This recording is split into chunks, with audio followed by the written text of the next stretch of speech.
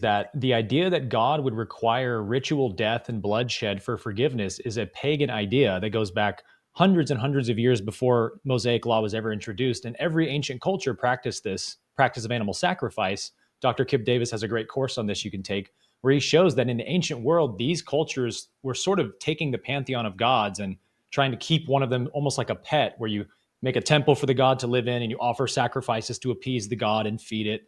And so the sacrificial practice is unworthy of God's people was always the idea of Jeremiah and the prophets who opposed it. They're saying this is not, God never commanded this from us.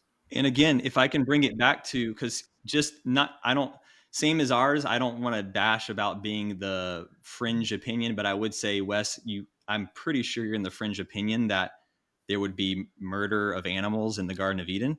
But moving on from that, the prophetic kingdom of heaven, it is clear in Isaiah 11 that not only will humans not slaughter animals, they shall not hurt nor slaughter on my holy mountain, but that animals will return to that state of non-predation, that the wolf shall lay with the lamb, the child with the serpent, the lion shall eat straw like the ox. This is the vision of the kingdom of heaven that Jesus himself is professing is here now in our midst. It's at hand. And he prayed for it to be willed on earth as it is in heaven. So the point that we're making is that's God's ideal. So that's the beginning. When you talk about context in the biblical scripture, this is the full context. This is the very beginning of the story, starting at the beginning and ending at the ending, or the prophetic endings, should I say. So then you have prophets who come after these Levitical priestly laws, like Aaron saying, people like Kip Davis attest to this, that there's an idea that these laws of man, of slaying animals and killing animals, is not God's ideal. And there's all kinds of conversations that we could have Kip about would how never say that. Kip would never say that. Kip would say that. Kip is saying that he would say they were absolutely requiring. I'm not saying Kip would say that. I'm saying Kip would say that these practices are common for pagan. Amos 5:25. I'd actually argue veganism is more pagan. Sure, but I mean, even the temple systems. How is that the case? We're not even talking about veganism, Anton. So, hold on, because correlation causation once again. So if you look at temples within the ancient Near East, within what is modern day Iraq and Iran, and even in Egypt, they have a Holy of Holies. So Egyptians circumcised before the Israelites did.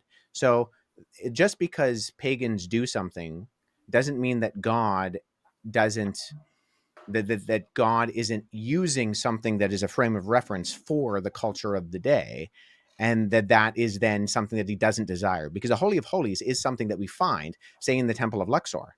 And we find that the priest was only allowed to go into the Holy of Holies. And so we don't then say that the temple as an institution, therefore, is a pagan system entirely that is wrong, because God in general clearly says that the temple is a good thing. But I actually think you have to read something into the text in Genesis 3:21 when it says that Yahweh made a garment of skin. Why did he make that? Just invented animal skins? Because it's implied in the Genesis account. Does he not just create everything in the beginning? There was no light, then there becomes light. He creates humans from dust. Sure, he could create animal skin without death. No. Something is the exact the opposite. whole narrative that is pointed back to in Leviticus is that the sin requires the death, and the punctuation of that is that God then kills an animal and clothes them in the death because of their sin. You have to read that into say the God text. killed an animal, though. You're adding that into the text. Let me ask you something. Let me ask something. And let's fast forward one chapter over there. Did God receive the vegetarian sacrifice of Cain, or did he receive Abel's bloody sacrifice of an animal? It says nowhere in there anything about blood in Abel's sacrifice. It says the firstling of the flock. It says nothing about killing that sacrifice. It could have been just laying out some, again, too, I want to make it clear. This is outside of now God's ideal, right? Because humans have sinned as well. But he accepted it, didn't he? Did he not accept it? Well, again, looking at the text itself, it doesn't say anything about an animal being killed. It says that he brought the firstling and the fat thereof. It's the fattest firstborn, greatest. How do you get the fat from the animal, Cam? How do you get the fat from the animal? Well, I don't think anywhere that it implies that it's fat from the flesh. That you can use similar terms for milk fat, like colostrum and these types of things. There's nothing there that implies it. But I think, again, this is diverting from the point. The point is there's an ideal. The Bible has texts where the narrative shows when humans fall away from that ideal and do different things. I'm sure you could pull out so many. We can argue all day long about the differences of these opinions. What we're showing is that those pulling towards the ideal are the prophets that are saying God never went. Jeremiah 7:22, God never commanded sacrifices. Isaiah, you're full of this. I don't want your sacrifices. They're an abomination. These types of things. Amos 5:25 says, did you ever offer me sacrifices in the wilderness? With an implied answer, no. And he then goes on to say how, comparing the animal sacrificial ritual of male and bullock, which is basically, I think we can all agree, a type of a satanic practice. So what we're showing, this is the point that I was making, is you see these prophets continually throughout the text of the Old Testament calling people back to mercy. God desires mercy, not obedience sacrifice. is better than sacrifice. Obedience rather than burnt offerings, not obedience with sacrifices, not obedience murder with a pure rather heart than sacrifices. And then basically what we're saying, this was giving a context to the Ebionite thing, is that at a certain point you have Jesus, like I said at the beginning of this talk, fulfilling this idea by literally going into the temple.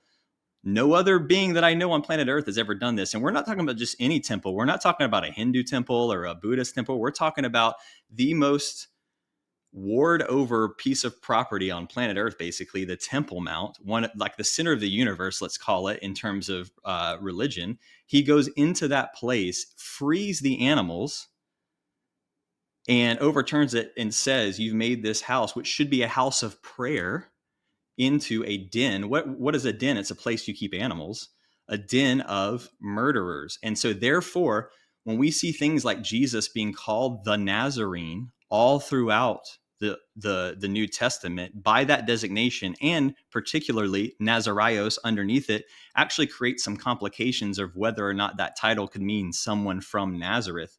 There could have been a town named Nazareth. Absolutely, there could have been. But it's a chicken or the egg thing.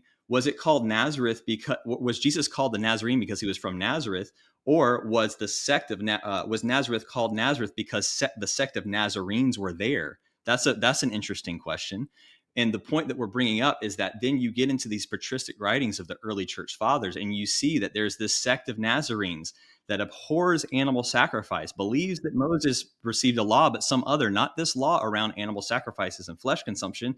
And they're correlated with the Ebion and the Ebionites in these early church fathers' writings. However, the church fathers are waving them away as heresy and saying, look at what their text says. It says that Jesus attests sacrifice and that he didn't accept the Passover lamb.